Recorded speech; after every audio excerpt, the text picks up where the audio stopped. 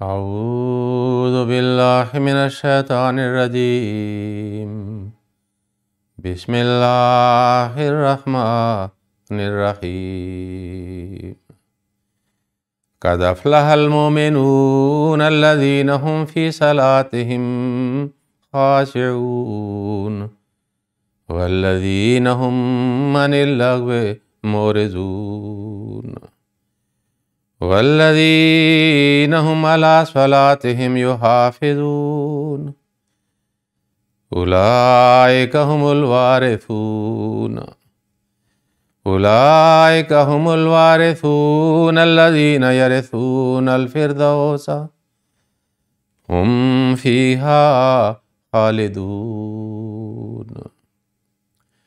رمضان المبارک کے آج کے درس کے لیے جو موضوع خاکسار نے چنا ہے وہ ہے نماز میں حضور قلب اور حصول لذت. نماز ارکان اسلام کا ایک اہم حصہ ہے، اور نماز یعنی پنجگانہ نماز جو ہے یہ خدا تعالیٰ کی عبادت کا بھی ایک اہم حصہ اور رکن ہے. اور انسان جب بھی کسی بڑے آدمی کے سامنے یا بڑی ہستی کے سامنے کھڑا ہوتا ہے، اس سے کچھ حاصل کرنا چاہتا ہے تو اس کے کچھ آداب ہوتے ہیں، بہت ساری باتوں کو ملحوظ رکھنا پڑتا ہے، پھر انسان اپنے مقصد میں پورا ہوتا ہے اور اس کو کچھ نہ کچھ اس سے مل جاتا ہے. نماز کیونکہ بندے اور انسان کے خدا تعالیٰ کے درمیان ایک رابطے کا ذریعہ ہے، جس میں وہ اپنی حاجات کو، اپنی کمزوریوں کو سامنے رکھتے ہوئے اور خدا تعالیٰ کی عظیم الشان صفات اور قدرتوں کو سامنے رکھتے ہوئے اپنے مسائل کو، دکھوں کو، پریشانیوں کو پیش کرتا ہے تاکہ خدا تعالیٰ سے کچھ حاصل کر سکے. اور نماز اس لحاظ سے بہت اہمیت اختیار کر جاتی ہے.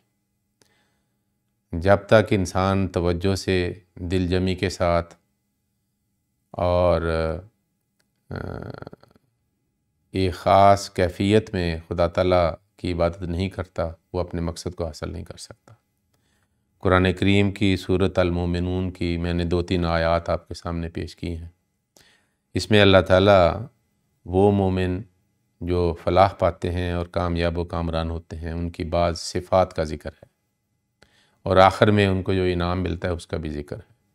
خاکسار نے صرف 2-3 وہ آیات کی تلاوت کی جس میں نماز کا یا صلاۃ کا ذکر ہے. اللہ تعالیٰ فرماتا ہے یقیناً مومن کامیاب ہو گئے وہ جو اپنی نماز میں عاجزی اختیار کرتے ہیں اور وہ جو لغو سے اعراض کرنے والے ہیں، اور وہ لوگ جو اپنی نمازوں پر محافظ بنے رہتے ہیں، یہی ہیں وہ جو وارث بننے والے ہیں، یعنی وہ جو فردوس کے وارث ہیں، وہ اس میں ہمیشہ رہنے والے ہیں.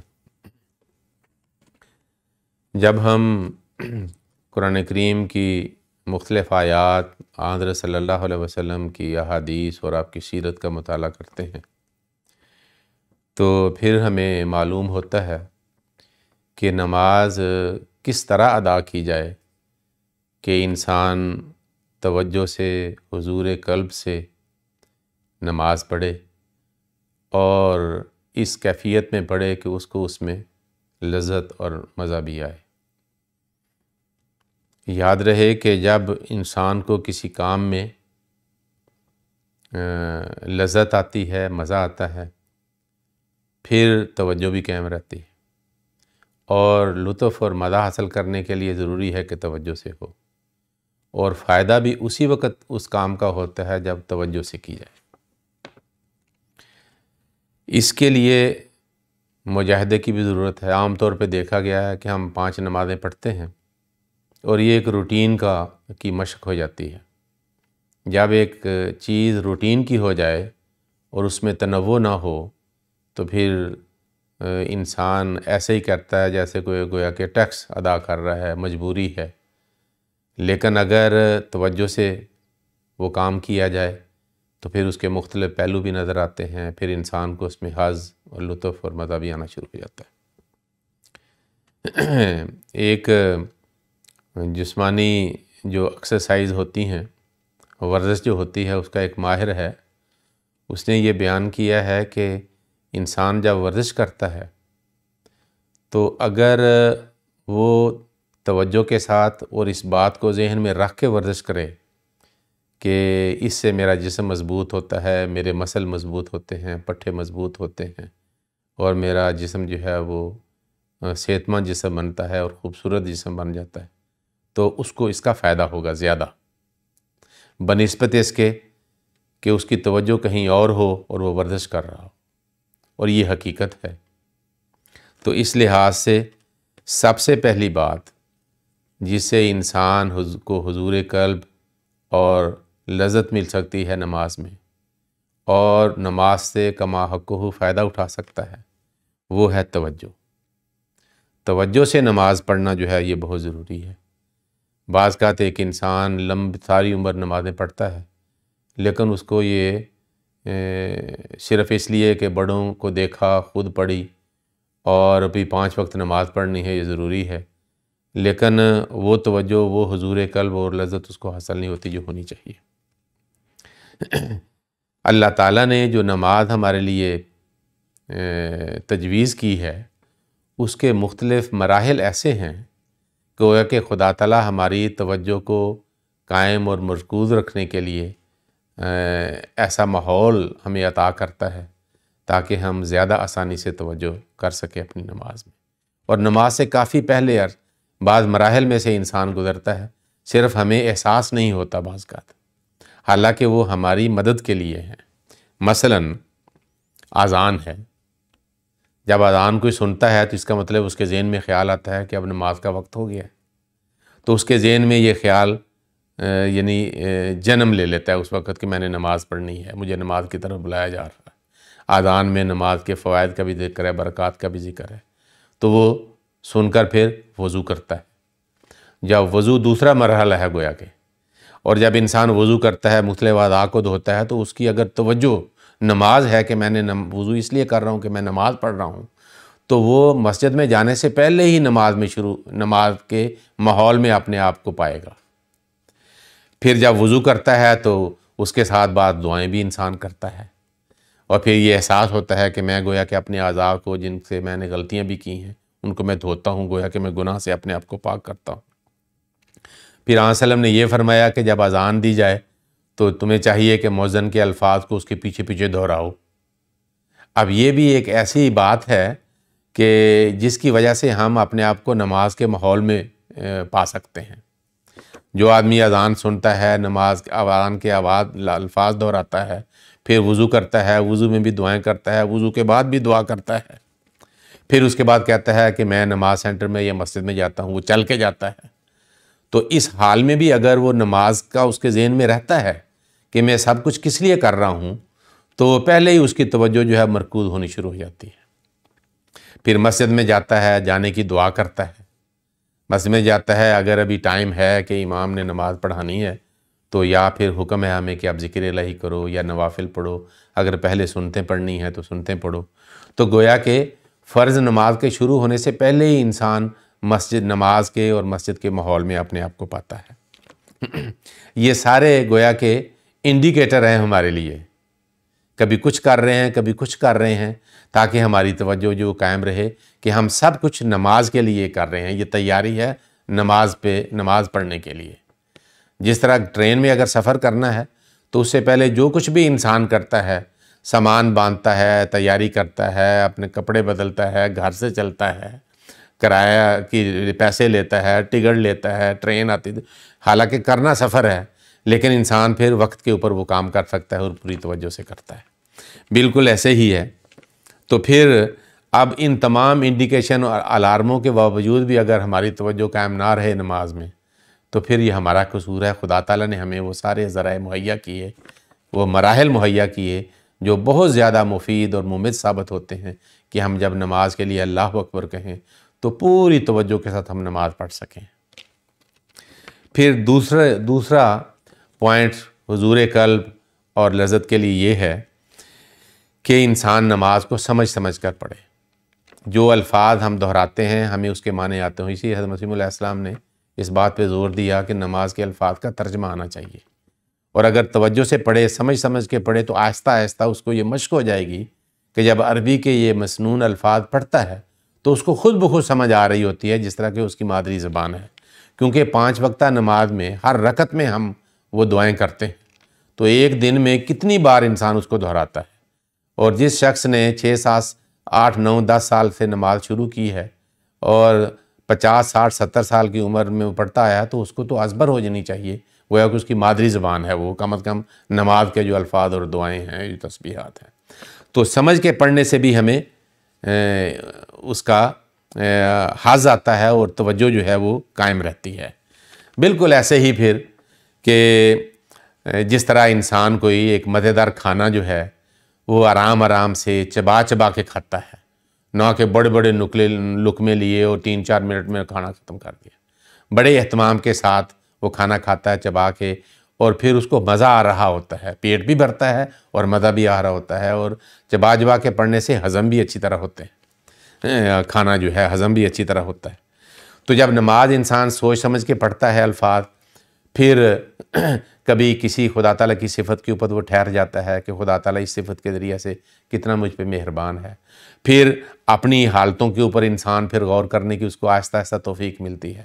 کبھی کسی تسبیح کے الفاظ پر، کبھی کسی سورۃ فاتحہ کے لفظ پر، خدا کی کسی صفت پر، رکوع میں یا سجدے میں یا قعدے میں یا درود شریف میں یا تحیات میں، کبھی کسی جگہ پہ انسان کو رک کے غور کرنے کی توفیق ملتی ہے، کبھی کسی جگہ پہ. تو اس طرح اس کو پھر مزہ آنا شروع ہو جاتا ہے. ٹھیک ہے. اور جلدی جلدی نماز پڑھنے کے بارے میں تو آن وسلم نے بھی فرمایا ہے. کہتے ہیں کہ مجلس میں حضور بیٹھے ہوئے تھے نماز ادا کرنے کے بعد اپنے صحابہ کے ساتھ. ایک شخص آیا، شاید اس کو یہ تھا کہ میں حضور کی باتوں کو سنوں، اس نے جلدی جلدی نماز پڑھی، مجلس میں شامل ہو گیا. حضور نے فرمایا کہ کیا تم نے نماز پڑھی ہے؟ اس نے کہا جی پڑھی ہے.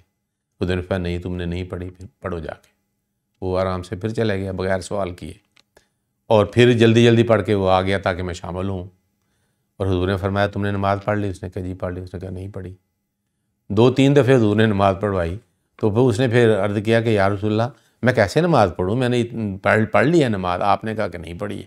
پھر حضور نے فرمایا کہ جب نماز کے لیے کھڑے ہوتے ہیں تو پوری طرح انسان کھڑا ہوتا ہے خدا کے سامنے، پھر سوچ سمجھ کے آہستہ آہستہ سورۃ فاتحہ پڑھتا ہے، پھر رکوع کرتا ہے، اچھی طرح رکوع کرتا ہے، پھر کھڑا ہوتا ہے، پورا کھڑا ہوتا ہے، پھر سجدہ کرتا ہے، ٹھہر کے آرام سے پورا سجدہ کرتا ہے، اس میں تسبیحات پڑھتا ہے. پھر تفصیل سے حضور نے اس کو بتایا کہ یہ ہے نماز.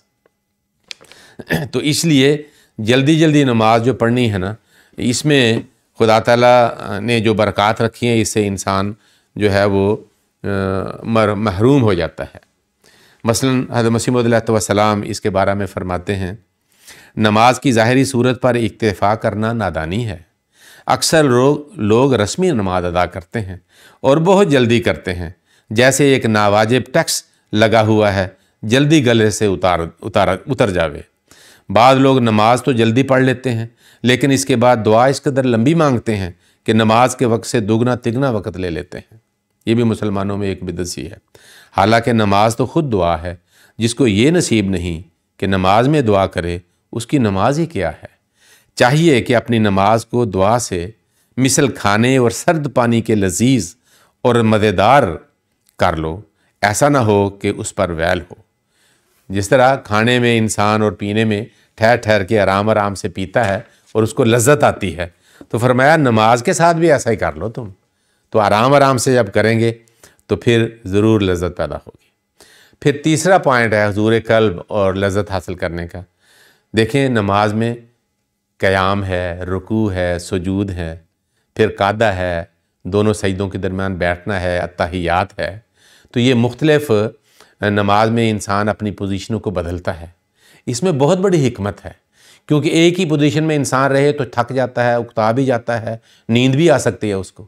لیکن اللہ تعالیٰ نے نماز میں مختلف جو ہماری پوزیشنز کو کہا ہے، جس کو ارکان بھی کہہ سکتے ہیں، تو اپنی جسمانی حالتیں جو ہے وہ بدلتے ہیں. اس سے انسان چست بھی رہتا ہے اور حرکت میں برکت ہے. اس طرح پتہ لگ جاتا ہے کہ اب میں نے یہ پڑھنا ہے، اب میں نے یہ پڑھنا ہے، اب میں نے یہ پڑھنا ہے۔ تو خدا تعالیٰ نے نماز کو، اسلامی نماز کو بنایا ہی ایسے ہے تاکہ انسان جو ہے وہ چست رہے، اور پھر مختلف جو انسان کی جسمانی حالتیں اس میں جو اس نے پڑھنا ہے وہ آرام سے پڑھے۔ اور پھر یہ بھی ضروری ہے کہ انسان کو چاہیے کہ اپنے ہونٹ، اپنی آنکھیں، اپنے لب، اپنی زبان، ٹھیک ہے، ان کو بھی اور اپنے حلیہ بھی ایسا بنائے کہ جس طرح قیام اور سجود اور رکوع اور اتحیات وغیرہ میں مختلف حالتیں بنتی ہیں۔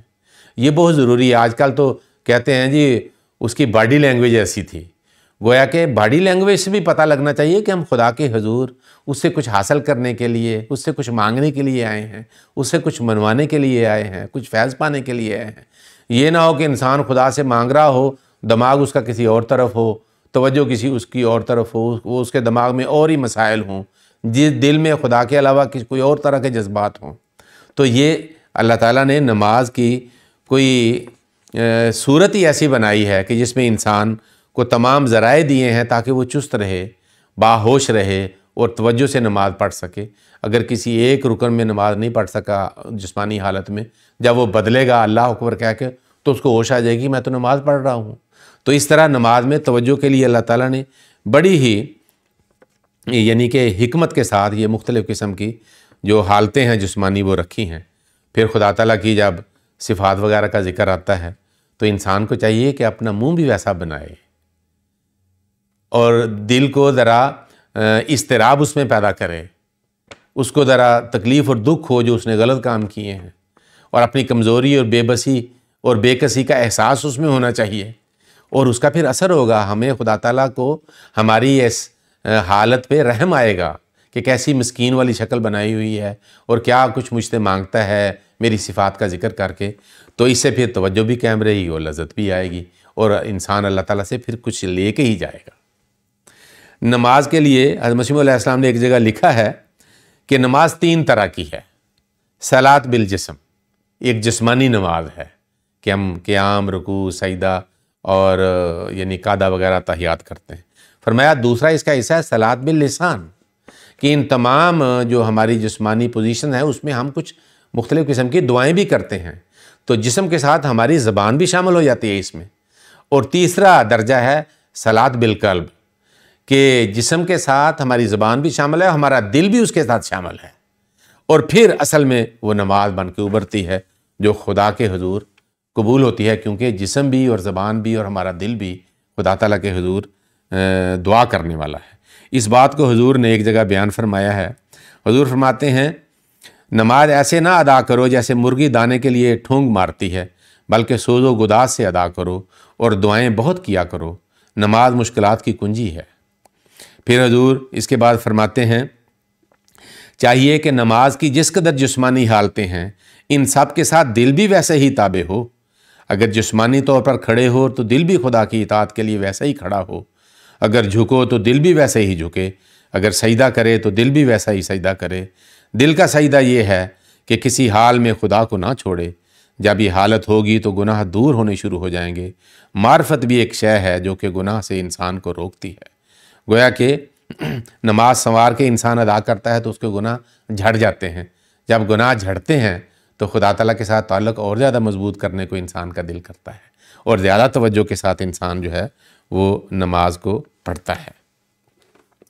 پھر عجیب بات ہے، جس طرح توجہ سے سوز و گداز کا ذکر ہوا، عجیب بات ہے اللہ تعالیٰ نے قرآن کریم میں نماز کے لیے جو لفظ استعمال کیا صلاۃ، اس کا جو بنیادی معنی ہے سواد لام یہ کا، وہ ہے گویا کہ کہتے ہیں کہ گوشت کو آگ کے اوپر بھوننا، یا کسی چیز کو آگ میں داخل کرنا یا آگ کے اوپر رکھنا، اور آگ کے ساتھ تاپنے کے لیے بھی ہاتھوں کو جب انسان آگ کے ساتھ تاپتا ہے تاکہ گرمائش حاصل کرے، یہ سارے معنی اس لفظ کے صلاۃ کے بنیادی لفظ میں یہ پائے جاتے ہیں۔ گویا کہ اصل نماز تو وہ ہے کہ جس میں سوز و گداز ہو، جس میں اضطراب ہو، جس میں انسان بے چین ہو کے اضطراب کے ساتھ خدا تعالیٰ کے حضور گڑ گڑائے۔ تبھی تو آن سلم کے بارہ میں آتا ہے جب شہیدوں میں جب دعائیں کرتے تھے، مناجات کرتے تھے تو ایسی آواز آتی تھی جیسے ہنڈیا ابل رہی ہے۔ تو صلاۃ کو اس کے ساتھ بہت زیادہ گہرا تعلق ہے۔ یا اضطراب میں تکلیف میں کوئی انسان کرا رہا ہو، یہ کیفیت ہونا ضروری ہے، اور یہ توجہ ہوگی تو پھر کیفیت پیدا ہوگی۔ جب حظ اور مزہ زیادہ آئے گا تو انسان پھر اپنی نمازوں کو زیادہ لمبا کرتا ہے۔ اور نماز میں بھی دیکھ لے ایسے ہی ہے جیسے مانگنے والا کبھی ہاتھ اٹھاتا ہے، اس کو دعائیں دیتا ہے، کبھی اس کے سامنے ہاتھ نگوں کرتا ہے، نیچے کرتا ہے، کبھی جھکتا ہے، کبھی اور زیادہ جھکتا ہے، اور اپنے چہرے کو ایسا بناتا ہے گویا کہ بہت ہی زیادہ ضرورت مند ہے، اور جس سے وہ مانگتا ہے سمجھتا ہے کہ وہی حاجت کو پورا کر سکتا ہے۔ تو یہی کیفیت انسان کو، بندے کو، عبد کو اپنے معبود کے سامنے پیش کرنی چاہیے اگر وہ چاہتا ہے کہ اس کو کچھ ملے۔ نماز میں جہاں تک رکعت کا تعلق ہے، حضرت مسیح موعود علیہ السلام ایک جگہ فرماتے ہیں، نماز جو کہ 5 وقت ادا کی جاتی ہے، اس میں یہی اشارہ ہے کہ اگر وہ نفسانی جذبات اور خیالات سے اسے محفوظ نہ رکھے گا تب تک وہ سچی نماز ہرگز نہ ہوگی۔ نماز کے معنی ٹکرے مار لینے اور رسم اور عادت کے طور پر ادا کرنے کے ہرگز نہیں ہے۔ جہاں تک طاقت ہو، نماز وہ شے ہے جسے دل بھی محسوس کرے کہ روح پگھل کر خوفناک حالت میں آستانہ الوہیت پر گر پڑے۔ جہاں تک طاقت ہے وہاں تک رکعت کے پیدا کرنے کی کوشش کرے اور تضرع سے دعا مانگے کہ شوخی اور گناہ جو اندر نفس میں ہے وہ دور ہوں۔